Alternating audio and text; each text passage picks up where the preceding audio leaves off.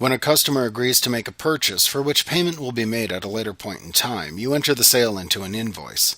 The invoice lists the customer's information along with an itemized list of how much that customer owes for the goods or services purchased. To create an invoice, select Customers, then Create Invoices from the menu bar. The particular invoice form used for the transaction can be changed by using the template drop-down in the upper right corner of the invoice form to select the particular type of invoice to use for the transaction. Enter customer information into the sales forms, either by using the Customer Job drop-down to select a customer already entered into the customer list, or by typing the customer information into the Bill To and Ship To fields in the form. If you select a customer from the drop-down list, their information will automatically populate the fields in the form.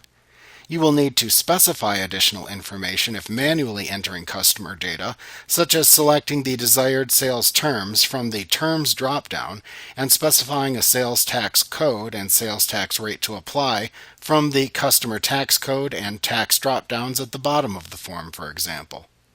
After entering the customer information, select the invoice date from the Date drop-down field.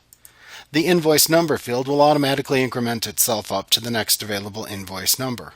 At the bottom of the invoice, enter each item purchased on its own line by selecting a choice from the item column in the first available row within the line item area.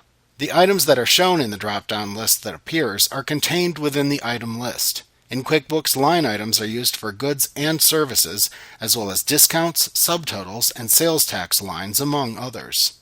For each line item, specify the quantity and rate, or the amount, by using the quantity and rate fields, or by entering a total amount for the line item into the amount field. If specifying a quantity and rate, the amount will be calculated automatically. If this invoice is to be printed later, ensure that the Print Later checkbox in the main tab of the ribbon at the top of the window is checked. When finished, click the Save and Close button to save the invoice, or click the Save and New button to save the invoice and leave the window open so that you can continue creating invoices. After you create an invoice, QuickBooks places a record for the invoice into the Accounts Receivable account. If creating a sales receipt, the amount received is typically placed into the Undeposited Funds account. You can see how much is in either one of these accounts by simply opening the Chart of Accounts.